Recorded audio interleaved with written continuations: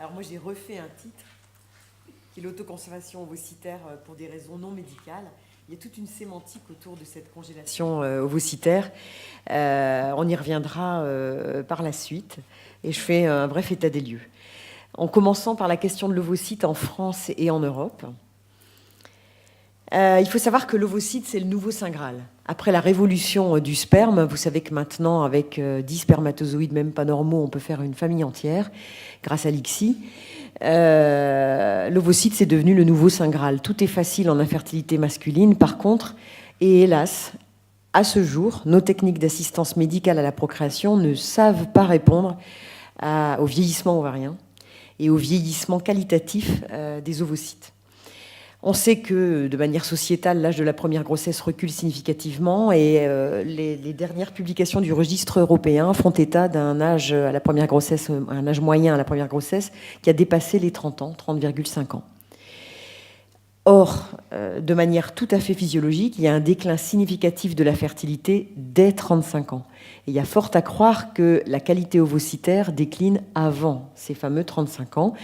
Et les biologistes de la reproduction qui sont ici dans cette salle seront d'accord avec moi pour reconnaître qu'après avoir assisté au déclin du sperme, parce que ça a vraiment été ça, on assiste maintenant au déclin de la qualité ovocytaire, en tout cas dans nos pratiques, et ce qui nous préoccupe beaucoup. Et hélas, comme je vous l'ai dit, ces techniques d'AMP ne solutionnent pas le vieillissement ovarien, d'où une augmentation sans cesse en croissance des dons d'ovocytes parmi notre patientèle, quand on fait presque plus de dons de sperme, et une pénurie, bien sûr, d'ovocytes en France qui nous incite à envoyer nos patientes dans d'autres pays. Alors le tourisme procréatif, on vient d'en parler. Il existe pour le don d'ovocytes, c'est très connu, mais aussi pour l'autoconservation ovocytaire, et ça c'est plus récent. La majorité de nos patientes françaises vont en Espagne, 70%. L'Espagne a maintenant un gros concurrent qui monte chaque année, c'est la Tchéquie, parce que c'est moins cher. Il y a la Grèce, 3%, et la Belgique, 4%, mais la Belgique a été confrontée à la même pénurie d'ovocytes que nous. Donc avant, nos patientes allaient beaucoup en Belgique, mais là, c'est l'Espagne qui a pris le devant. Il n'y a plus, pour l'autoconservation ovocytaire sociétale ou non médicale, il n'y a plus que la France, Malte et je crois l'Autriche qui ne l'autorisent pas dans tous les pays de notre continent. Quelques chiffres. Pour ce qui concerne le don d'ovocytes, le don est rémunéré à 900 €, 1000 €, on l'a vu à l'instant. Plusieurs dons sont possibles. C'est vrai que normalement, les donneuses doivent donner seulement 3 fois. Mais comme il y a plein de centres, notamment à Barcelone et partout en Espagne, moi je pense qu'elles donnent bien plus que 3 fois. Elles changent de centre et c'est invérifiable, effectivement, l'histoire des registres. Tous les pays veulent des registres, mais c'est ultra compliqué pour de fait de vérifier ces pratiques. Le coût moyen d'une tentative pour la française, d'un don d'ovocytes, par exemple en Espagne, il faut compter 5 000 €. La sécurité sociale française, et c'est ça l'hypocrisie, rembourse l'équivalent de ce que coûterait un don en France. Donc ces femmes sont remboursées à peu près à hauteur de 30% pour les procédures, par rapport au prix que ça coûte en Espagne. Quand on regarde le rapport du CNSE en 2015, qui est donc l'organisme qui recense toutes les procédures médicales réalisées à l'étranger, en 2015, il y a eu 1500 accords donnés pour le seul don d'ovocytes à nos Françaises. La Sécurité sociale française a remboursé 1 631 264 € pour les actes techniques et 400 361 € pour les transports. Plus de 50% de ces femmes ont plus de 40 ans. Et tout ceci, bien sûr, n'est pas sans poser de problèmes éthiques. Et puis, par ailleurs, ça ne répond pas finalement au désir de parentalité biologique. Par conséquent, puisqu'on a beaucoup progressé dans la technique de congélation et décongélation de l'ovocyte, pour le don d'ovocytes initialement, on met au service maintenant cette technique pour l'autoconservation d'ovocytes pour essayer de préserver sa propre fertilité et ne plus avoir à avoir recours aux ovocytes d'un tiers. L'autoconservation ovocytaire, il faut compter en fonction des pays et en fonction des doses de produits requis pour avoir un bon nombre d'ovocytes, entre 2 300 et 2 600 € par cycle hors traitement. Après, il faut rajouter le prix des gonadotrophines, vous rajoutez à peu près 1 000 €. Chez IVI, qui est un peu l'équivalent du groupe Mullier de la FIV en Espagne et en Amérique du Sud, qui est un des centres privés. Alors je ris, je plaisante, mais c'est un centre qu'on admire beaucoup parce qu'ils ont des résultats absolument exceptionnels et un équipement vraiment hors pair. Mais c'est vrai que c'est une grosse machine. 2,4% en 2010 des actes d'AMP, c'était de l'autoconservation ovocitaire. Vous voyez, 5 ans plus tard, en 2015, c'est 24% de leurs actes d'AMP, c'est de l'autoconservation ovocitaire. Donc il y a eu un bond concernant la demande de congélation ovocitaire pour soi-même, sans raison médicale, en très peu d'années. Et ça continue de... Je n'ai pas retrouvé de chiffres plus récents, mais je pense qu'on doit être au-delà de 30-35% maintenant. Ça représentait à peu près en 2015 1500 cycles, en tout cas chez eux. Time Freeze, c'est une énorme banque également de congélation ovocitaire qui dépend du centre Eugine, du groupe Eugine, qui est aussi un gros groupe de dons d'ovocytes et d'AMP en Espagne, un groupe privé, rapporte des chiffres. 60% des demandes sont des patientes entre 38 et 39 ans, 92% de célibataires et 56% de Françaises. Alors, en Belgique et aux Pays-Bas, en 2015, on retrouve, qui peuvent aussi être des pays finalement de migration procréative, on recense seulement 110 demandes pour chacun. Pourquoi ? Parce qu'ils ne font pas de pub. C'est interdit dans leur loi de bioéthique. Alors, on disait que ce n'était pas vraiment de la publicité.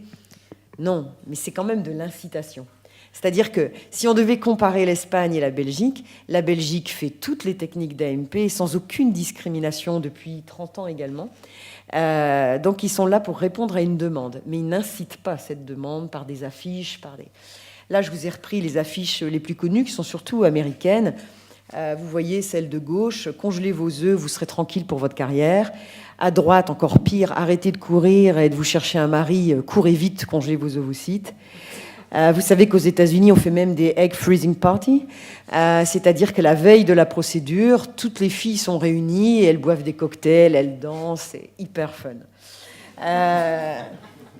L'autre chose, c'est rigolo que les médias ont pris pour un truc super progressiste concernant le statut de la femme. C'est Google, Facebook et Apple qui proposent de congeler les ovocytes et de rembourser les procédures. On en reparlera tout à l'heure. Je ne suis pas sûre que ce soit très féministe comme mesure. C'est plutôt contrairement l'inverse. C'est carrément misogyne. Faites-nous pas chier avec votre désir de grossesse. Bossez et on verra plus tard.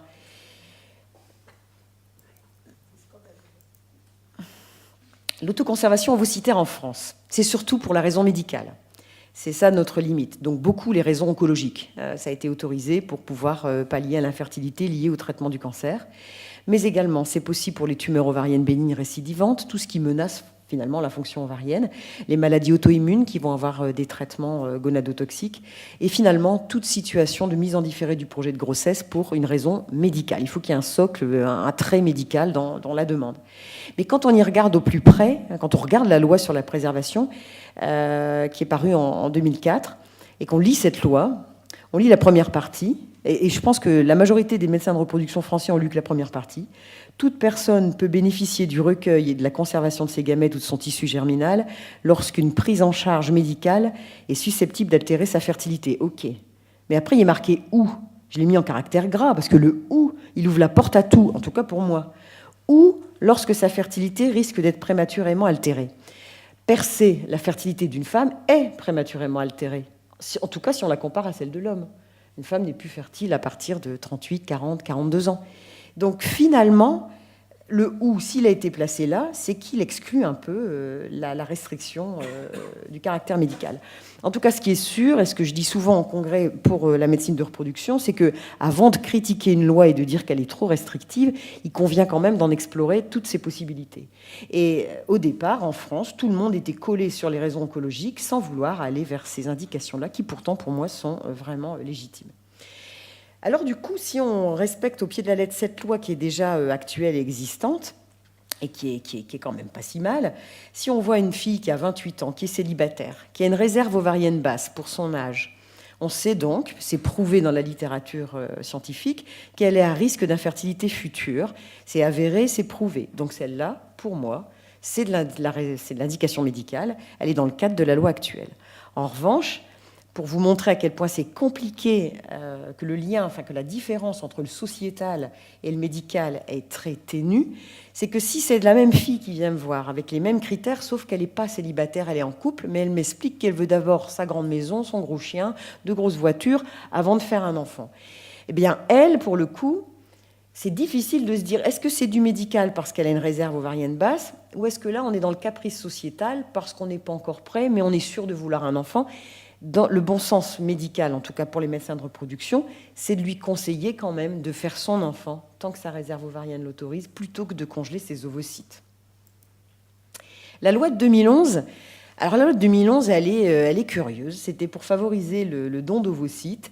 Elle est curieuse et elle est un peu, à mon sens, presque choquante, mais en tout cas, elle a finalement autorisé ou ouvert la porte à l'autoconservation ovocytaire pour soi, sans raison médicale, mais en échange d'un don d'ovocytes. C'est-à-dire que la patiente, si elle donne ses ovocytes, a le droit de garder quelques ovocytes pour elle. Seulement, dans les faits, cette loi elle est inapplicable. Parce qu'on exige que la moitié de ces ovocytes matures, qu'on aura obtenus lors du recueil, reviennent au don. Et que s'il y a un faible nombre de gamètes, c'est-à-dire par exemple 5 ou 6, au moins 5 soient donnés au don.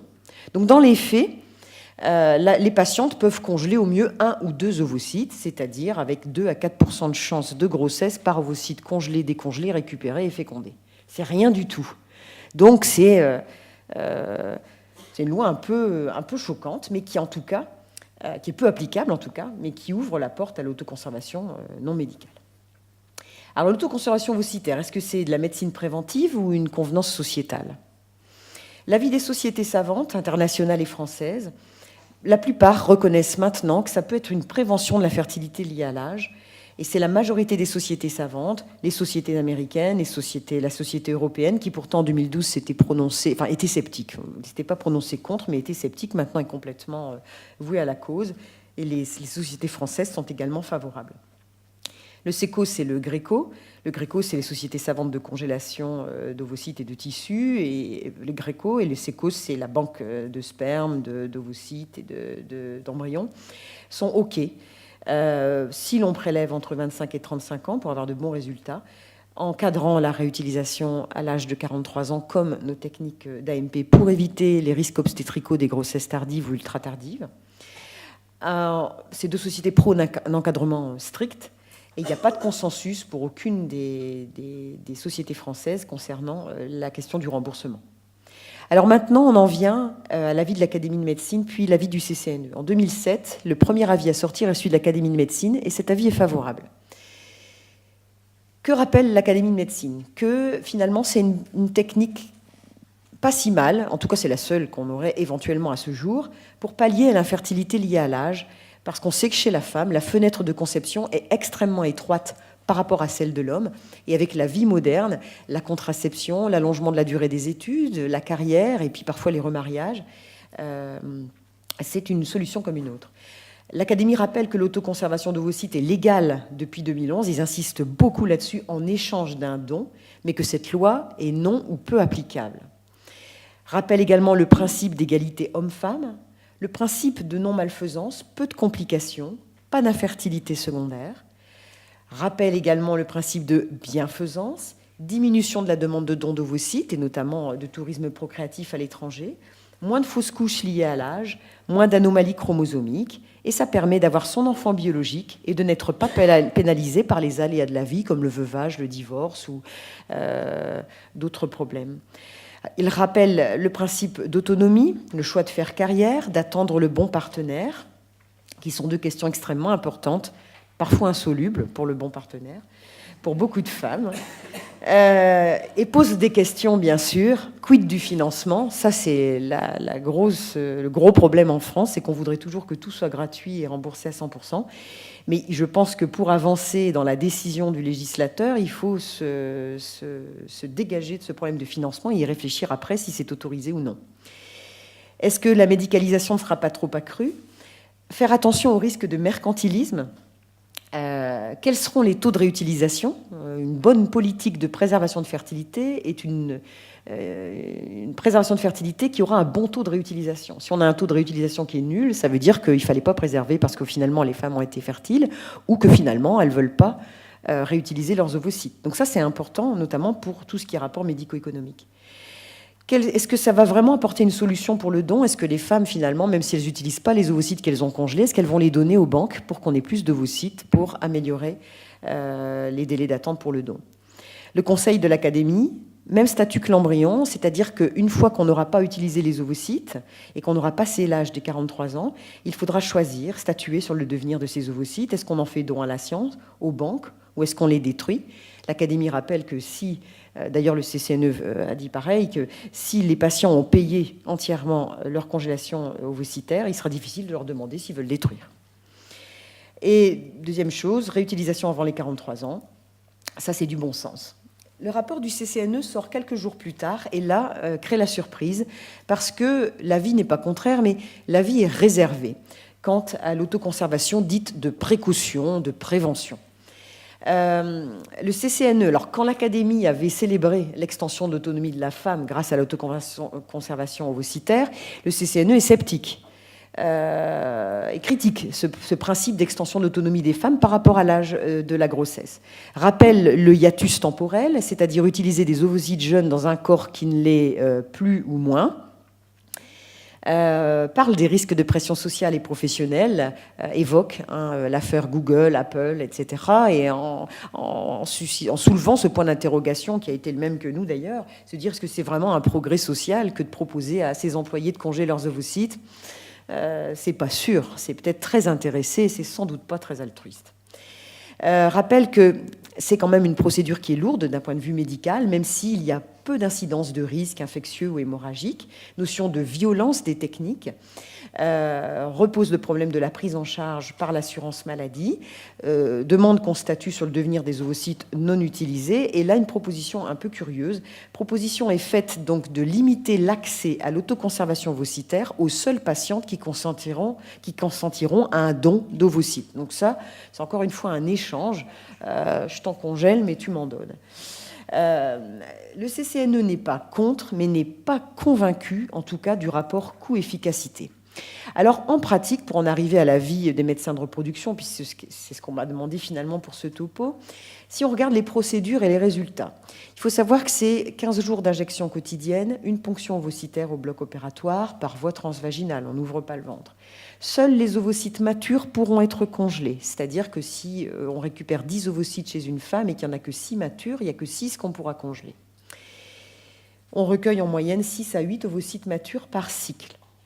Le taux de récupération de ces ovocytes, quand on va les décongeler, parce qu'on ne va pas avoir du 100%, c'est entre 80 et 90% en fonction des équipes, en fonction de la qualité ovocytaire et de l'âge de la patiente.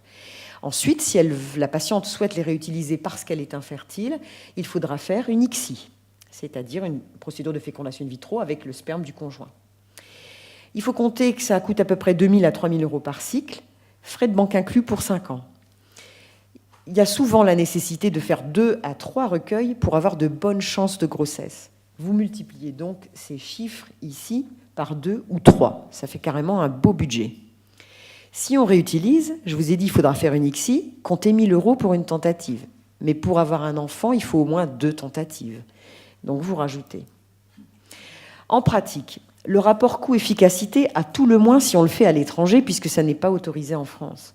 Si on reprend les chiffres de Cobo et de Rienzi, quand vous avez moins de 35 ans, il faut au moins 8 ovocytes matures congelés pour espérer 40% de chances de ramener un enfant à la maison. Si vous avez plus de 38 ans, 12%. Vous vous souvenez, tout à l'heure, je vous ai dit, la banque Time Freeze, 65% de son recrutement, c'est des 38-39 ans. Il faut 10 ovocytes méta-2. Quand on a moins de 35 ans, ça donne 60% de chances de ramener un enfant vivant à la maison. C'est quand même pas mal, hein, mais plus de 38 ans, 25%. Et puis c'est un enfant, c'est pas une famille. Plus 8% de naissances vivantes par ovocyte supplémentaire.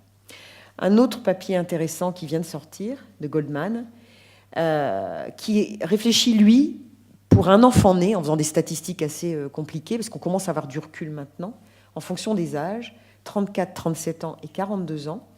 Si vous voulez avoir 75% de chance d'avoir un enfant vivant, il faut avoir 10 ovocytes matures quand vous avez 34 ans, 20 quand vous avez 37 ans et 42 ans, et 61 ovocytes matures quand vous avez 42 ans. Ça va faire rire les médecins de reproduction parce que 42 ovocytes matures quand on a... 60 ovocytes matures quand on a 42 ans, il faudrait faire, je pense, sans ponction. C'est infaisable. D'accord. Dernier papier intéressant, en 2011, de Néerlandais, qui fait une étude de médico-économique intéressante. Il dit, finalement, puisqu'on dit qu'il vaut mieux congeler les ovocytes à 35 ans que faire une FIV à 40 ans avec des ovocytes plus vieux, il a fait la simulation et finalement, la congélation ovocytaire est plus coûteuse qu'un parcours de FIV chez la même patiente quand elle aura 40 ans. Et il compare, donc c'est 10 419 € pour un enfant né versus 7 798 €. Que pensent finalement les médecins de la reproduction? J'espère que je vais être fidèle à ce que pensent mes collègues qui sont dans la salle. Contrairement à ce qu'on pourrait croire, parce qu'on est souvent attaqué et ça devient pénible, les médecins de reproduction ne sont pas du tout en faveur de la technicisation extrême de la procréation et non plus de la programmation exacte à tel âge et à tel mois de la grossesse. Un ovocyte frais fécondé in vivo, avant 35 ans, ça donnera toujours plus de chances de grossesse que 1000 ovocytes congelés. Ça, il faut que le message passe enfin dans l'esprit des femmes. Ça a beau être écrit dans les revues féminines, les femmes n'entendent pas ce message. Je ne sais pas pourquoi, mais elles ne l'entendent pas. La technique de congélation ovocytaire fonctionne, c'est prouvé. Il y a des milliers de bébés nés qui sont en bonne santé, mais il faut beaucoup d'ovocytes pour un seul enfant, pas pour faire famille. La congélation ovocytaire offre donc une possibilité, mais pas une assurance de procréation différée. Le rapport coût-efficacité nous perturbe, nous, médecins de la reproduction, à tout le moins pour les femmes qui font ça à l'étranger. Quand on regarde les séries actuelles, mais il faut encore se donner quelques années, les taux de réutilisation de toutes ces femmes qui sont allées en Espagne dépenser des milliers d'euros pour congeler sont inférieurs à 10%. Qu'est-ce qui s'est passé? Le fait de congeler les ovocytes, elles ont rencontré un Jules le lendemain et elles ont conçu sans problème parce qu'elles étaient fertiles finalement. Est-ce que pour finir, c'est des femmes qui ne rencontreront jamais le partenaire idéal et qui peut-être n'avaient pas de souhait d'enfant? Ce qui est très étrange, c'est qu'il y a une étude qualitative qui est sortie récemment, publiée par Dominique Stoep, qui est un grand préserveur belge, qui dit que finalement, les femmes qui ont autoconservé à l'étranger, elles sont super contentes. Il y a des questionnaires de satisfaction qui sont au zénith. Et leur souhait de réutilisation de ces ovocytes qu'elles ont congelés est inférieur après avoir congelé qu'avant d'aller faire la procédure. C'est très étrange, comme si elles s'étaient prouvé quelque chose en allant congeler des ovocytes et que ce quelque chose, finalement, ça leur suffisait. Donc c'est quand même très, très troublant. Il faut absolument éviter les grossesses ultra tardives, c'est-à-dire au-delà de 45 ans, du fait du risque obstétrical. Le remboursement, si et seulement si, indication médicale. S'il n'y a pas du tout de raison que la dame a des ovaires très riches, quel intérêt d'aller rembourser ça par la sécurité sociale? Enfin, là-dessus, on est encore très partagés, les médecins de reproduction, mais quand même, c'est un peu abusé. Une information drastique des patientes sur leur chance naturelle de procréer en fonction de l'âge, ça, c'est la meilleure des préventions à mon sens. Et pourquoi pas créer un observatoire de la fertilité, faire une proposition systématique comme un dépistage avec un bilan de réserve ovarienne à 28, 30 ans, pour au moins dépister celles qui ont des pathologies kystiques ovariennes, celles qui ont des réserves ovariennes basses idiopathiques. Celles-là, leur proposer l'autoconservation ovocytaire, mais ce seront des raisons médicales et elles seront remboursées par la sécurité sociale. Puis rassurer celles qui ont plein d'ovocytes dans leurs ovaires et de leur dire, écoutez, même si vous êtes hyper anxieuse, revenez à l'observatoire dans 2 ans, on refait le point. Si ça a chuté, vous pourrez autoconserver. Si ça n'a pas chuté, vous repartez rassurés. Je vous ai dit, il faut beaucoup d'ovocytes. Est-ce qu'on ne ferait pas plutôt à ce moment-là des banques de tissu ovarien? Pourquoi on ne proposerait pas plutôt de prendre quelques slices de tissu ovarien lors d'une célioscopie à une fille de 28 ans? Elle aura bien plus de chances, quand on regreffera ces slices dans son pelvis, d'avoir beaucoup plus d'ovocytes et de chances de grossesse, même spontanée, sans devoir faire une ICSI. Ma conclusion, la France ne peut plus ignorer le tourisme procréatif qui est centré sur l'ovocyte. On est partenaire, en quelque sorte, nous, les médecins de reproduction français, d'un business qui pèse des millions d'euros. Ça n'est pas sans nous questionner, je vais être franche avec vous. Et s'il reste difficile de faire la promotion de la congélation ovocitaire pour soi, sans raison médicale, il faut quand même bien reconnaître qu'on n'a aucun argumentaire pour continuer de l'interdire. Est-ce que, par contre, c'est une réelle extension d'autonomie des femmes ou peut-être une source d'aliénation ou de pathologie? Moi, je pense que si on propose systématiquement à tout le monde, ça va être hyper anxiogène, super culpabilisant pour la fille de 25 ans qui va dire « moi, j'en ai rien à foutre de ça, j'ai pas envie de le faire, ses copines qui vont le faire ». Ça peut créer de la pathologie et ça, il faut quand même qu'on y réfléchisse. J'ai repris le slogan, enfin, je l'ai modifié. Avant, on disait, avec l'avènement de la contraception, « un enfant quand je veux, si je veux ». Aujourd'hui, dans la société actuelle, c'est un enfant quand je veux, oui, certes, mais si je peux encore. Je vous remercie.